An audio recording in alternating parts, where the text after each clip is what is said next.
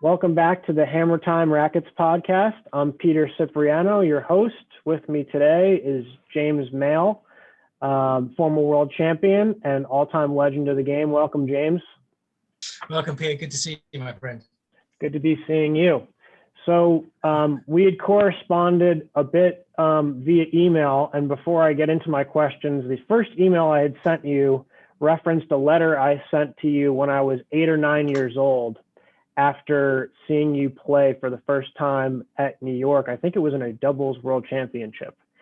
Was my letter to you the only piece of fan mail that you ever received in your career? And do you recall receiving that letter? Well, the answer to that question is it probably is the only bit of fan mail I've ever received. I've signed a few Rackets balls in my time, put it that way. Yeah, I've done a bit of that. But yeah, you're my only fan out there, PC. So, you know. Yeah, that's it. Solid. It took another 20 years to get involved in the game, but here we are. It's too funny. So we're all glad you did, my friend. Absolutely. So I think we wanted to start from the beginning for you. So was it at Radley where you were first introduced to the game? Absolutely, yes. At the age of 13, I guess, I went there and I stepped on the court and thought this is, a pretty special game. And so I just sort of, took it up with gusto from there, to be honest with you. I had a very good, originally there was a guy called Nigel Gordon there, which, Nigel Gordon's son was there as the pro for a bit. And then Mick Dean joined, actually, just after, formerly a real tennis player. He's partner of Chris Ronson in real tennis. So a very good real tennis player, but also an excellent rackets player, and above all, a good coach, a very good coach. So I played a lot with him, and he taught me a lot about the game, and I got a lot to thank him for. He was great. I used to get as much court time as I could with a typical week. I couldn't get enough of it. He was a great guy. And how long did it take before you feel like you really got to like a really high quality level, having started at 13? I don't know. I guess a few years really. I loved it at school, and then I, carried it on. I took a year out when I left school because I had a scholarship to an American high school, actually. So, I did a senior year at high school in Cincinnati, which I thoroughly enjoyed. So I didn't play much that year. But then I went back and then I came back and started working. And so I suppose, from 1920, I was sort of, playing at Queen's and playing the tournaments and that sort of stuff. So, but the school stuff, went well, played the national schools, won a couple of times. My doubles partner was Julian Snow, who was a great real tennis player. Yeah. We were very snowy. And, but yeah, I pretty much, as soon as I got working, as I said, I started playing at Queen's quite a bit. And that's when I got to play, the likes of Willie and John, a lot. And, I was really in the deep end then. So, but that was great. I loved it. Yeah, it's certainly throwing yourself in the deep end with a few world champions. John and I spoke about some of the training he had done, and Willie spoke about a lot of the squash and things that he had done to keep fit for rackets. Did you ascribe to that same school of thought that you needed to do a lot of off-court work to train, or were you just purely playing all the time?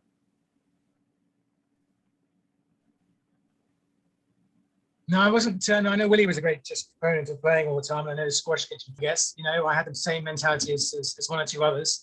But if you were fitter than the other guy, then that's always something that is a good thing to have. And so I did quite a lot of work off course. Funny enough, I used to train at the back of Queen's, actually, in the dark winter nights. I'd be down there doing sprints and stuff like that. Everybody else would be inside or playing tennis or whatever, and I would be down there just basically doing my sprints down there. And I don't know if you remember Queen's, but it's got like this in between the long tennis courts. It's like this long alleyway, or it used to back in 30 years ago.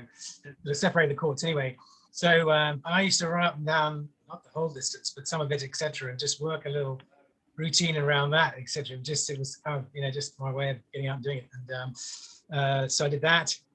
And then John Prent alluded to another friend of his who who helped him, etc. Guy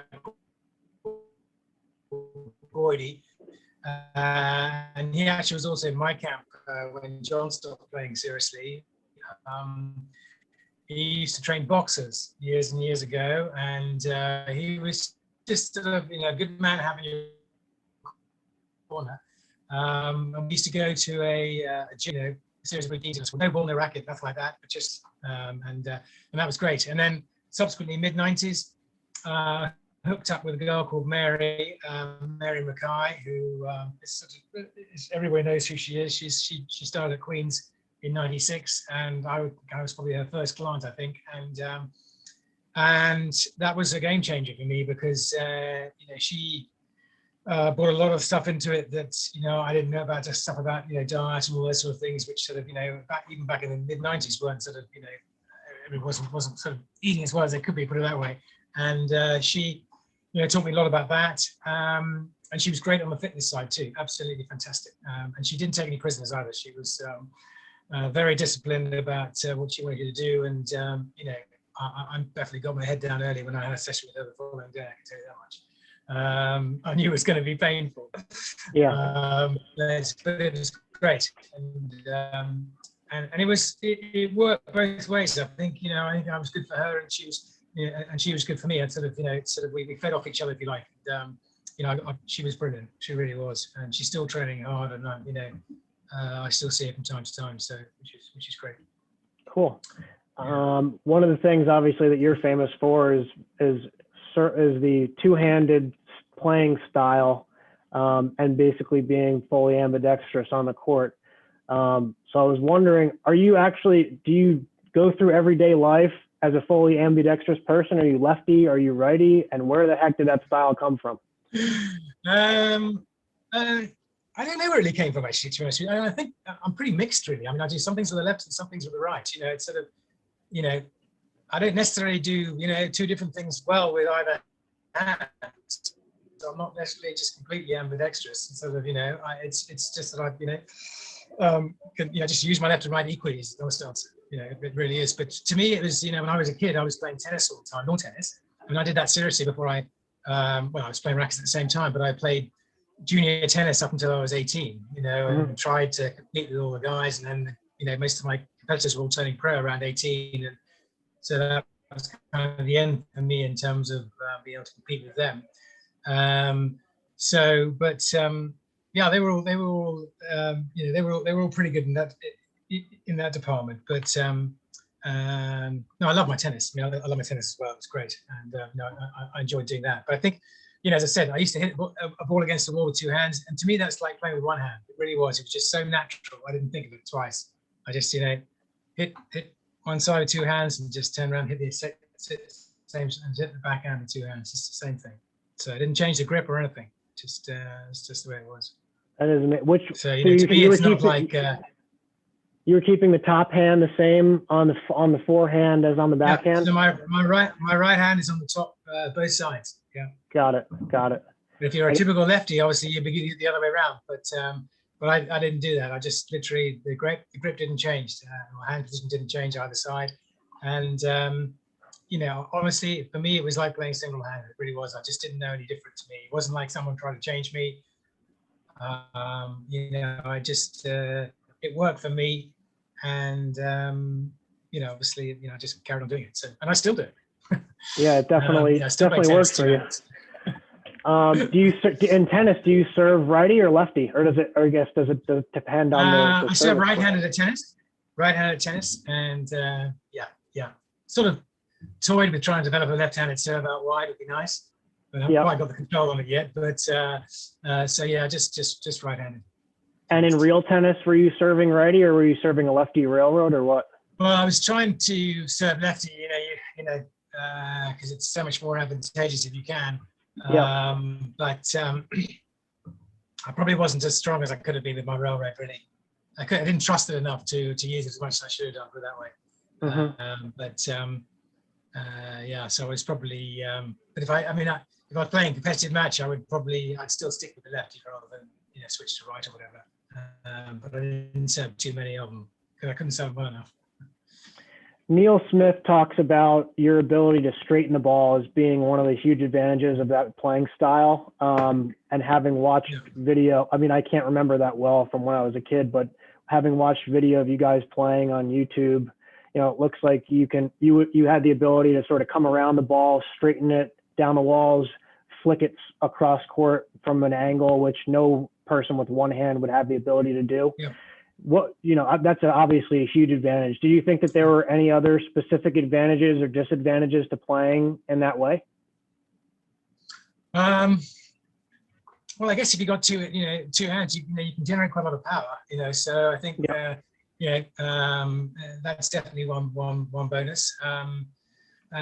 So yeah, and accuracy. I mean, I think you've got you're concentrating hard and you're hitting it with two hands. Basically, you can pretty much put it ball where you want to. And yeah, I love to straighten the ball. I did it. It's a big court. You don't have to.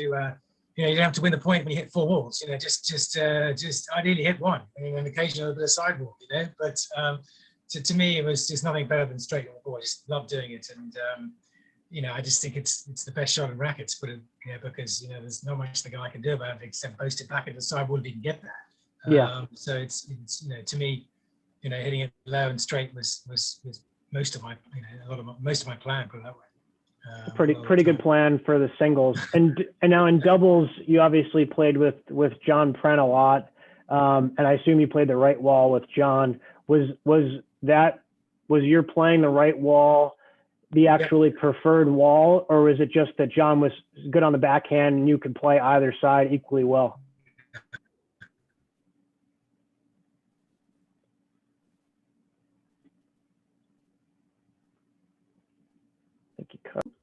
Yeah, I'm good.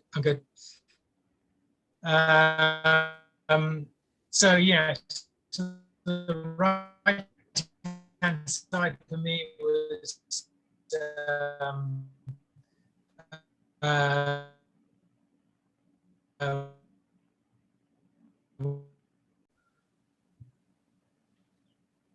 Go ahead. Okay. Yeah, he doubles right hand side. Yeah, for me, I kind of felt more comfortable returning on the forehand side, so I stuck with that. And John has, John's got one of the great backhands. So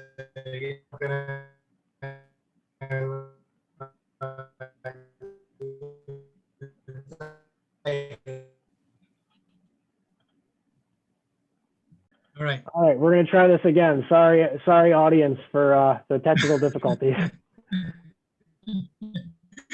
I might have lost a few views there, sir.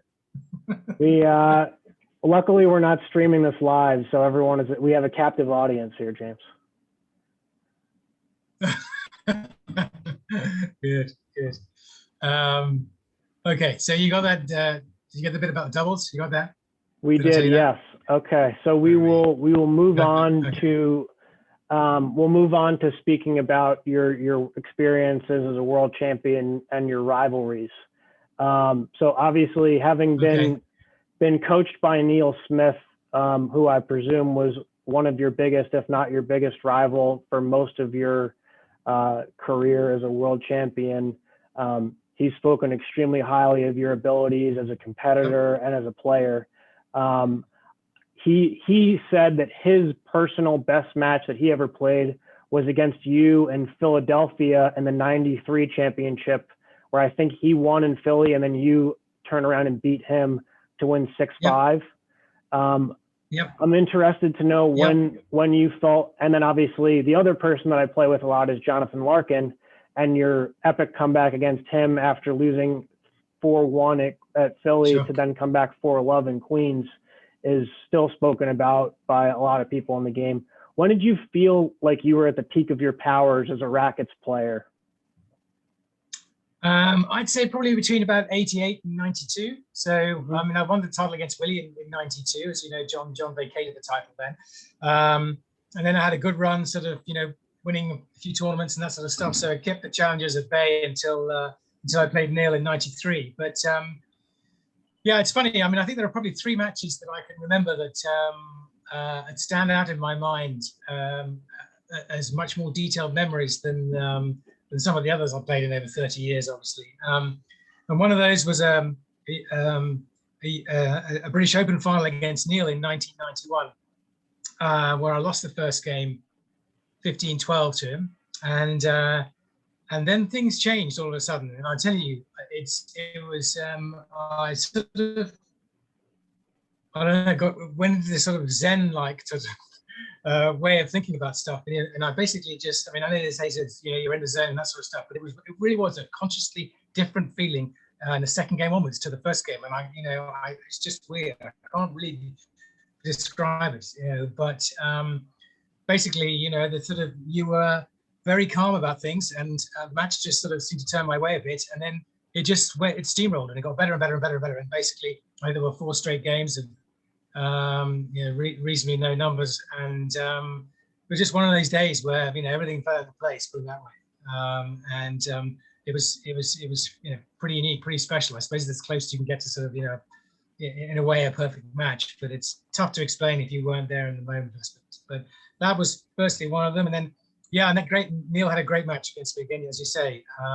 I don't remember too much about the ones I lost, but all credit to him. Yeah, he did. He was my great adversary. It's true, and I won't have a bad word spoken about him. But we played. What did we do? We played 4 times, I think, and some doubles in there as well, etc. And hell of a competitor. So I thoroughly enjoyed that. But yeah, if you're going to ask me 2 matches that will stand out, will be Larkins. It would be both legs, to be honest with you. I chose the court in Philadelphia. I love the court in Philadelphia, and just so happened on that day he loved the court more than I did. And I played well. I played well that day, and but he played incredibly well, and he just saw it like a football. He didn't miss anything, and what he's like. He gets that forehand going. He's got a hell of a whip on it, and it doesn't tend to come back to him. And I think he just played. He just played incredibly well, and I really couldn't get close to him really, and I think I was lucky to get a game, but thank God I did probably. And then of course, a week later, things changed. Incredibly. From the point, I know that he didn't like the Queen's Court anyway, and you could see that he was a bit nervous and stuff like that, and. It was weird, really. It was a sort of weird match because he never really got going. I think he'd be the first to say that. He was tinning a few and just never really got his rhythm going. And then I think, as time rolled on and sort of it became more equal in terms of games, equal and that sort of stuff. I think he probably thought, well, hang on a second, this could just get away from me. And just sometimes it happens like that. It's tough. We've all been there, he just it was a tough day. It was a tough day at the office, put it that way, for him. But I guess that would have to rank up there in terms of matches that I wouldn't necessarily have enjoyed playing it necessarily. It was just there's obviously a lot on the line at World Championship matches, but it just sort of was one of those matches where. You just hung in there, and I was concentrating unbelievably hard. I think I was sort of just refusing to lie down, put it that way. And the things, it went that way that day. It could easily not have done so, but that's the rest is history. Would you reckon that one of those 2 matches comes to mind for you as like your best performance, or would you say that the performances where you won like 6-1 against Neil, or I think it was 6-2 against Boone? Would you consider those as better performances in a world championship? Gosh, good question. I don't know. I think probably the Larkin, the Larkin return leg was probably right up there. I would think. You're always going to remember your first one, in '88. So, that's how he stands out. But I think the Larkin one was pretty disciplined. Funny enough, Howard wrote me a letter after that match, and he gave me some stats, because I know you're a great stats man, Sid. And of course you are. And so anyway, I might be reading something out anyway, just because you would. I think Larkin got 21 Jonathan got 21 points in the whole match, so it was 6-11, Wow. 3-1, and and I think that he served 3 aces. That was it in 4 games. That's amazing at Queens. That was Jesus. just one of those days. I know, with 2 serves, obviously, but I didn't realize that at the time, whatever it is, but how I was sort of on it with the stats, etc. So I guess for sort of being in the moment and realizing that every point counted, because I didn't have much to play with, then it would have to rank right up there, I guess. I think that's an incredible statistic to only be aced 3 times. I mean, regardless of being the best ever or the worst ever. I mean, I know Jonathan's serve is an excellent serve. That's an incredible stat. Interesting to hear. Wow. Yeah. I mean, I guess that explains why you're able to win 4 love. Well, yeah, contributing factor, definitely. No, I mean, it's Well, that's very interesting. One of the other things that people love to talk about, obviously, is who's the best ever. And typically, I mean, all the guys that I've spoken to as past world champions have basically cited you and James Stout as being the 2 guys who they believe are the best ever. Obviously, it's 2 different eras and different competition. But I'd be interested, and I think everyone, all of our listeners and viewers would be interested to hear your take on how you reckon you would have done against Stout. So prime James Male, let's say 1991 Male versus 2015 Stout. Yeah. Well, Sid, who knows, hey? Who knows? I wish that he got the opportunity, is all I can say, because he's something else. He really is. I mean, part of me thinks I was lucky to avoid him, but the other half would have loved to have had a crack. I really would have done it. 2 contrasting styles, definitely, I think. I'd like to have got him in the corners with a few straight ones, put it that way. He's a great retriever of the ball, so they've probably been coming back at me. But what can I say? It's unfortunately I was well gone by the time he was in his prime. So we'll never know. But one of the great mysteries of our sport, rackets. Well, that was a very diplomatic answer. I think having played basically every day for 4 years or thereabouts with James, I think he's an incredibly unique talent, and I think having seen video of you and a very, very vague memory of the match in New York that I watched as a kid, you're obviously, you had a very incredibly unique style and unique talent yourself. And it would have been really cool to watch. I think it is a bit of a tragedy for the big fans such as myself that never got to happen. So it will remain a mystery. Yeah. But yeah, I think, stylistically, I think, one of the things he preaches is trying to keep the ball short, hit it to good length, straightening the ball. And basically everything I've heard, more or less except from Willie Boone, was that the style that everyone preferred to play and was taught was to, keep the ball short, not overhit. Did you feel like, sort of being the first member of the generation after the switch in the rackets and the change in I guess the balls were the balls, but did you prefer a harder hitting style, or did you feel like the best way to play was to keep the ball shorter and to better length and better touch? What did you prefer stylistically? Yeah, I think so. I mean, I was, dare I say, a great proponent of the drop shot, to be honest with you. I mean, I used to play a few of those, and it's a big court, right? Yep. So it's you don't go up the front of the court very much, but so if you've got the control and you can play that shot, it's it's a very effective weapon. But keeping it short is always good. I mean, because you've got to get up the court, but there's not much you can do with it. I mean, if it's short, it's just So yeah, I'm a great proponent of that. I think it's a good thing. Yeah, length is everything, really. I think that the same goes for doubles, and I wanted to just go back to the doubles. So you and Pren had won. I guess I'm going back to 1990. There's no record past 1990 on Wikipedia, at least. So you had won one. That's right. You had won once with Pren rather, and then you had played 1, 2 more in 93 and 96, and then came back with Mark Q. Williams. I'm interested to hear your take on your doubles partnerships, who you really loved playing with the most, and who you felt like your toughest competition was in dubs. Okay. Well, I saw that interview with John, and I remember him making that point about that match in New York. So I haven't forgotten about that, Sid. I knew you'd bring that one up.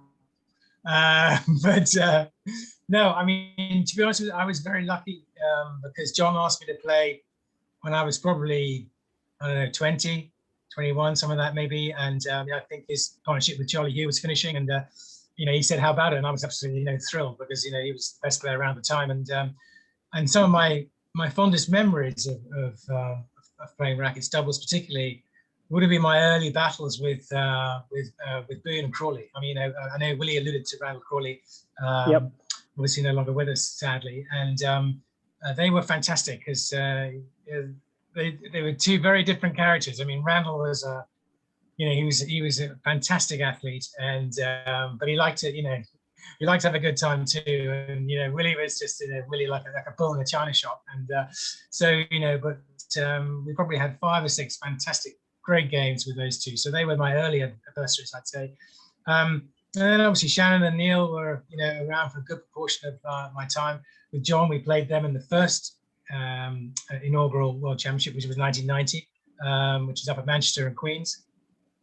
So that's we all took part in that.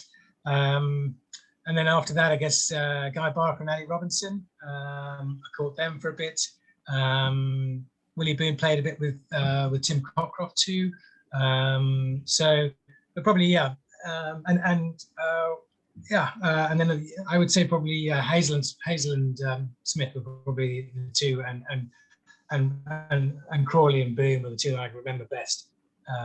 Mark was a great person to play with after John retired, really, because he's a natural lefty, good serve, and you won't mind me saying this, his backhand wasn't his best shot, so it worked well that I was in the forehand court and he was in the backhand court. He was a good doubles player. So yeah, I enjoyed my time with him very much. And I assume that Queens must have been your favorite court to play on, given all the good results there. Yeah, absolutely. I think so. Yeah. Fondest memories there. It was, lucky, it's a fairly true court, and, I think it rewards good shots, and so I've got no complaints about that. And, I'd say it's probably my favorite. If you're going to ask me stateside, I think I'd probably have to say Philly and Chicago. I mean, to me, they were wonderful places to go anyway, but you're also blessed with 2 wonderful courts. I think, because they're conducive to playing very true, true rackets in the sense of the word, that the ball does what you expect it to do, and they're just, just lovely courts to play on, New York's a good court too, but it's not quite the same. It's a bit different, it's a bit harder to kill the ball, a bit more like a squash court, and the others a bit quirky in their own, in their own way, in terms of having something particular about them. For instance, tuxedos freezing cold most of the time, but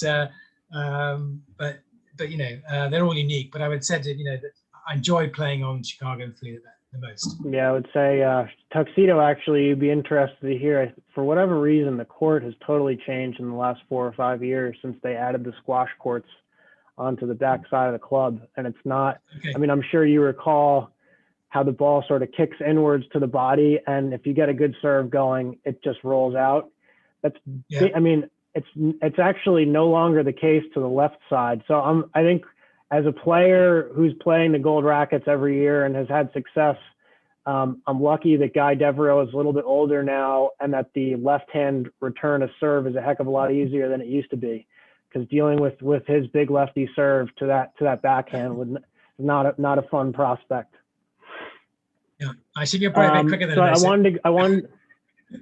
Yep. Did you catch that? I wanted to go back. Speaking of, you had mentioned Chris Ronaldson right at the beginning of our chat at Radley, and obviously you're one of the few people to have won open titles in both real tennis and rackets. So you'd started real tennis in school. Did you continue to focus on real tennis, or had you taken like a fairly long time off and then come back to it? And then how did that come about? And I think you had played with Rob Fay as well. So I'd like to hear some about your real tennis career and how you kept in the game. Sure. Yeah. No. Sure. No, I did. Yeah, I started at school, and we used to go and play at Oxford once a week, etc. So enjoyed that very much. But when I left school, it pretty much took a backseat to rackets and other sports actually as well. So didn't sort of come back to it really till I made the decision to sort of try and take it a bit more seriously when I was sort of mid-90s, I guess, about 96. So I just had a world championship in 95, and the next one wasn't until 99. And so there was sort of a window there when I was age 30, 31, to give the tennis a serious go and just see where it went, really, to be honest with you. Mm-hmm. It was much more of a challenge for me, the real tennis, because it's a harder game to play well, I think. You can, you have to be much more precise in your shots, the racket's heavier, etc. And for me, with two hands, it's sort of, it physically took quite a lot of toll on me, I'd say. Much more so than the rackets, which is part of the reason I probably gave it up when I did give it up. But no, I enjoyed competing at that, and had some great matches. One with Wayne Davis, I remember very well in I think the US Open final in New York in 1998 or 99, I think. And should have beaten him, but I lost a close one there, and many memorable matches, but culminating in winning, my sole British Open, if you like, in 99. I should beat Mike Gooding in the final actually, but that was probably pre Rob. Rob was still off doing other things, and before he came back to it. But speaking of Rob, I suppose my highlight with him was winning the British Open doubles in 2008. Simply because Rory Gunn, his partner, didn't come across from Australia for various reasons, and he just rang me up and said, "Would you like to play?" And I was like, "Too right, I'd love to play. Of course I would." So I just did my fair share of volleying and served the odd bobble and that sort of stuff, and so they couldn't smack it at him. And I can't remember who beat the final, but it was a great experience. I loved every minute of it, so that was that. But I think the tennis was sort of when I won the Open, it was the way the challenge worked. The next World Championship hadn't even happened yet, and so I think there was a long gap between me and my opportunity to have a crack at Rob, what probably would have been a Rob, sort of 2.5 years later. And I think, I was at my prime when I won the Open, and I probably wouldn't have been in 2.5 years' time. So, I didn't go down that road. And I think that partially was the reason why they changed the system in terms of sort of making it, on a more regular basis or more orderly in terms of the way it happens. Because it was wasn't the most ideal situation to have that. But I gave it a good throw of the dice. I enjoyed it. And I don't regret it at all. So it was great fun. I love playing the doubles too, particularly. It's a great game, as you know. In the list of questions that I gave you, just in preparation, I made mention of your baseball career. So I've heard various forms of the urban legend of you being asked to try out for an MLB team. For once and for all, I think the Rackets community would like you to, hear straight from the horse's mouth. Can you please clarify what the history of your short baseball career was and how it came about? Right, with my pleasure, Sid. And it was a short career. So I think I was playing rackets in New York. Where are we? Probably sort of around 1990, somewhere around that sort of time. And I think I played a match against John, and then afterwards I think it was Bill Bartholomew, and he used to own the what were the Milwaukee Braves, became the Atlanta Braves, obviously, and before he sold them to Ted Turner in '96. But anyway, he basically said to me, I think there's a good chance you could hit a baseball. So he said, if you get yourself down to Atlanta, then I'll tee up the rest. So I was like, okay. So I thought about it for a while, and went back and forwards with him for a bit. And then in 92, 93, I basically got myself, I sort of took some time out from a job, etc., and I did a bit of traveling, and then with the idea of getting down to Atlanta ultimately to go and try and have a go at it, basically. And that's pretty much what happened. Not that I troubled the scorers too much down there in terms of sort of my ability, but I quickly found out at age 29, I was kind of 15 years behind when I should have started playing baseball. Yeah. And also it tied in with there was a strike for the first time in 93.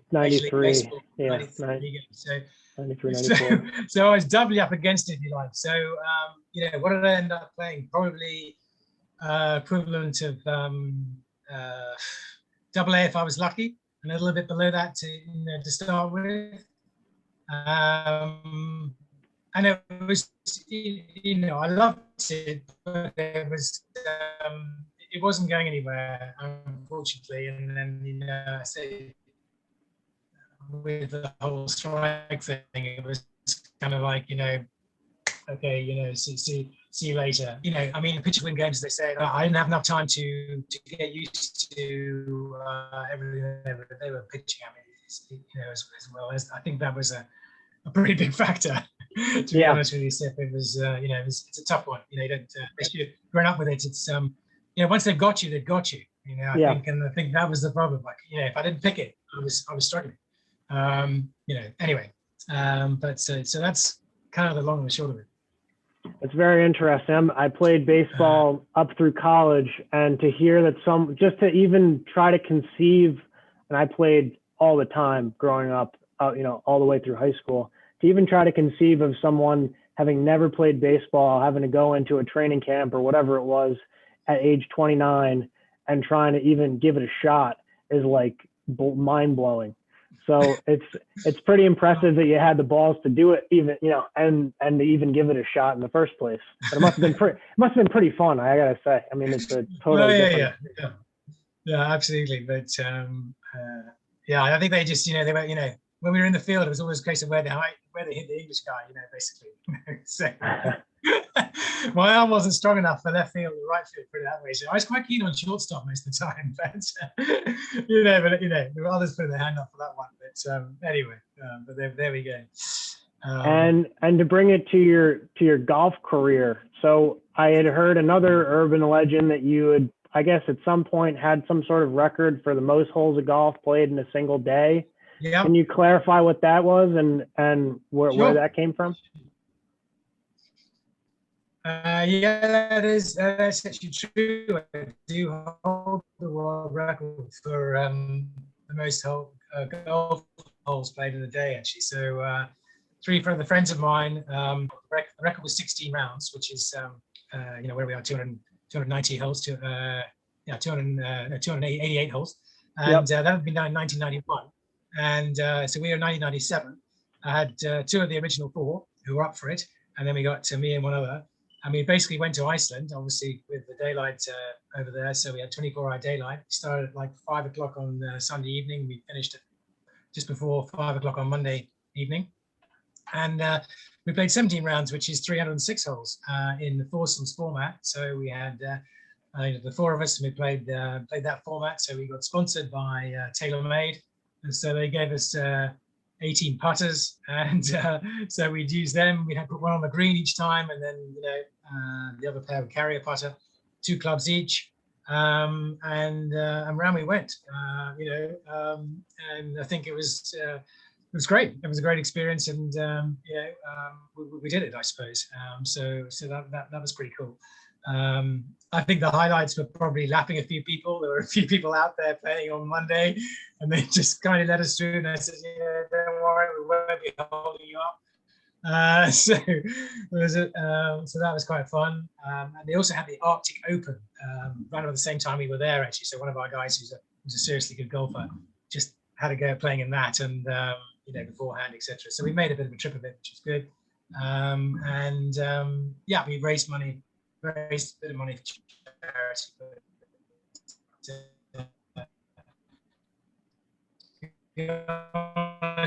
He was actually doing the event. So yeah. Sip's gone. Oh, you're back. Okay. Here I am. We got most of 1997. it. 1997. Yeah. I guess, and the last thing I wanted to know. So you had retired. I guess it was what, 2005. You had retired after the 03. Was that just a decision? You were done with it. You were tired of it. You were physically exhausted. What was the reason to retire? And go ahead. Well, I was 41, Sip. So I was getting up there. Yeah. That was part of the reason. I probably saw Stout coming over the hill. But the young guns were getting better, I think. I just work situation, things like that, other things in my life. I got married at 40, so there was kind of the kids on the way. So just other priorities really, and I'm not great at doing things sort of half-cocked really. I kind of like just to I'm going to do something, I'm going to do it well to the best of my ability. And so if I didn't feel I could give it the time, I wasn't really going to go stick it out for another 2 years, put it that way. I had a pretty good run. I had one other. I did win one other Open, which was nice after I retired. I think it was in Chicago. I can't remember who I played in the final actually. I'd like to know actually. I'll have to look it up and find out. But it was after I retired. It must have been 2004 or 2005. I'll have to look it up. So that was kind of a nice way to go. So I still sort of had it after 2003. But yeah, I'd had enough really. Yeah. And I guess you would the last of it I've seen is that you've won several of the, I guess more recently won several of the over 50s amateur stuff in real tennis. I follow this stuff very closely. I want you to know that. I'm impressed with that. I mean, as you know, the over 50s, if you're standing, you're in basically. So the competition is not great. But I did win them. I think I won one, at Lord's, which was good. And Prentice, he's been playing his real tennis a lot. He loves that. So he's we've had fun playing a few times in the recent years. But I'm playing a bit more lawn tennis these days now. So I'm trying to still get better at that. I used to play it quite seriously, as I said, in my teenage years.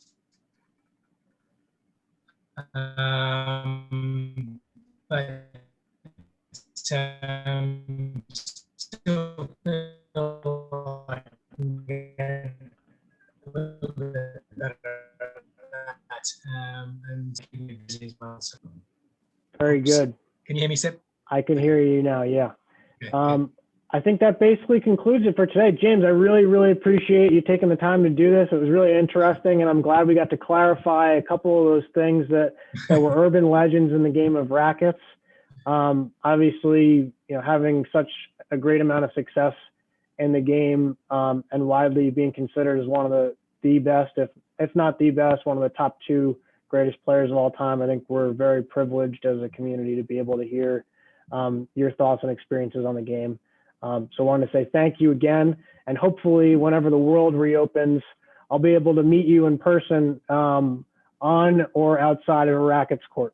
Yeah, I very much hope so, Sip. I appreciate it, and no, it's been a pleasure. Absolutely. Take care, James. Thanks. Okay, you too. Cheers. Bye.